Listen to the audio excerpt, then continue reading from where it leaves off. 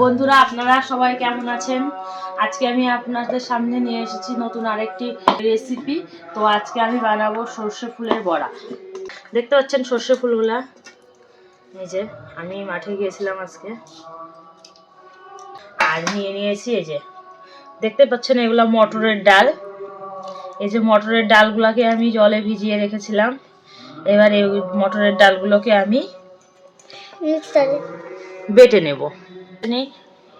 আমি বাটাটা দেখালাম না, চলো। আমাদের ডাল বাটা হয়ে গেছে দেখতে পাচ্ছ। এই যে আমরা মটরের ডালটাকে বেটে নিয়েছি। এই যে এবার এই ডাল পরিমাণ মতো লবণ দিয়ে দেবেন, হলুদ স্টার্ট। এই যে সামান্য পরিমাণে হলুদ দিয়ে দেবেন, অল্প পরিমাণে। সামান্য পরিমাণে আমরা লঙ্কার গুঁড়ো দিয়ে দিচ্ছি, ঠিক আছে? এরকম আমরা 3 চামচ কর্নফ্লাওয়ার নিয়ে নেব। 3 চামচ কর্নফ্লাওয়ার নিয়ে নেব। কর্নফ্লাওয়ার নিয়ে নিলাম, দিয়ে আমরা এইভাবে নাড়াচাড়া করে দেখতে পাচ্ছেন।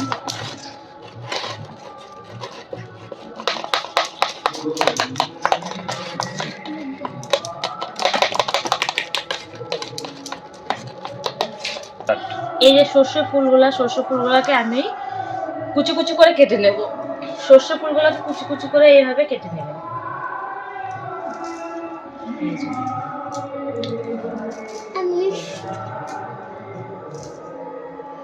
এইভাবে কেটে নিতে হবে।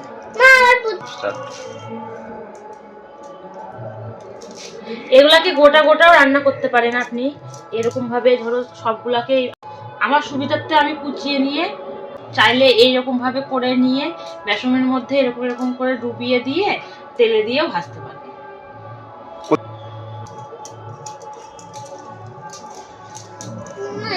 মাখিয়ে নেবেন জিনিসটাকে, এইভাবে মিক্স করে নেবেন।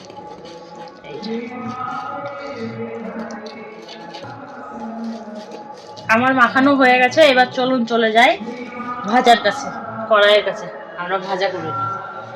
এবার আমি সাদা তেল দিয়ে দিচ্ছি,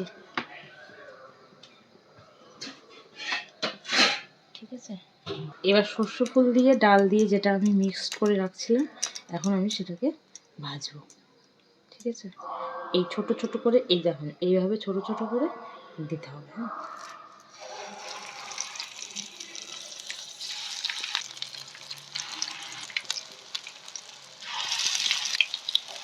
হ্যাঁ,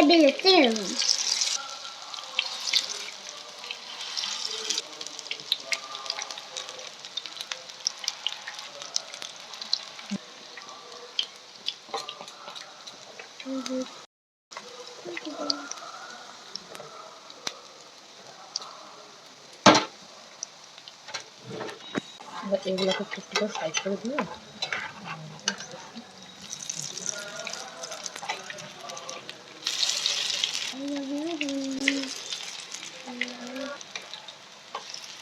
একটা একটা উল্টে দেবেন। তো এই দেখুন সবকটা আমার উল্টে দেওয়া মচমচে করে আমরা ভাজা করব। আমি এর ভিতরে 3 চামচ কর্নফ্লাওয়ার দিয়েছি। আপনারা যদি চান তাহলে এখানে চালের গুঁড়োও ইউজ করতে পারেন।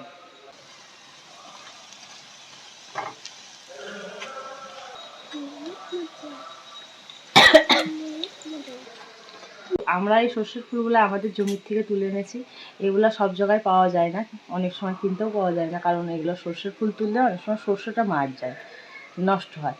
আমরা নিজেদের জমির থেকে সর্ষেটা তুলে এনেছি, দিয়ে বড়া ভাজছি, এই পকোড়া ভাজছি। এই পকোড়াগুলো খুবই টেস্টি। এই পকোড়াগুলো খেতে খুবই ভালো লাগে।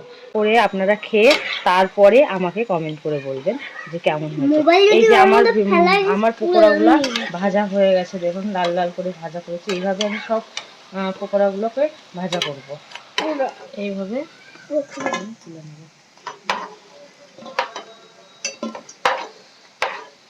সেন্ট না তিন্নি, এত সেন্ট কোথা থেকে আসবে?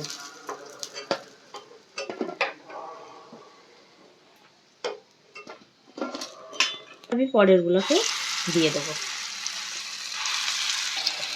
খুবই বড় হয়ে আছে।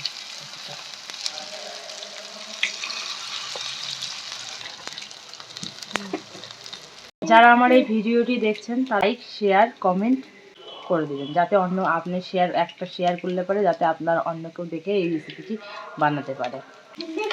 আমার পরবর্তী রেসিপিটি দেখার জন্য আপনাকে অবশ্যই ফলো করতে হবে। আর যদি আপনি ফলো না করেন তাহলে আমার পরবর্তী রেসিপিটি আপনি পাবেন না। এই ধরনের নতুন নতুন সুন্দর সুন্দর ভিডিও দেখার জন্য চ্যানেলটিকে অবশ্যই ফলো করুন। যারা ইউটিউবে দেখছেন আমার রূপালী কিচেনে, তারা আমার চ্যানেলটিকে সাবস্ক্রাইব করে দেবেন। যদি এখনও সাবস্ক্রাইব না করে থাকেন তাহলে অবশ্যই সাবস্ক্রাইব করে দেবেন।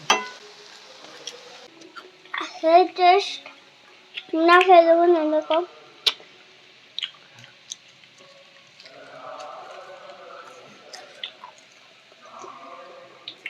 এই রেসিপিটি 10 মিনিটও লাগে না বানাতে।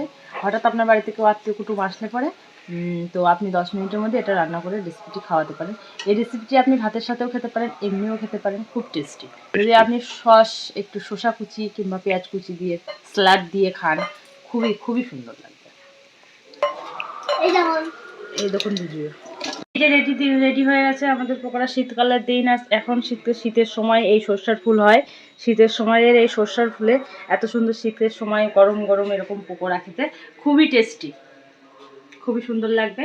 আমিও জানি আপনাদেরও খুব ভালো লাগবে। আপনারা এই রেসিপিটা বানিয়ে খান।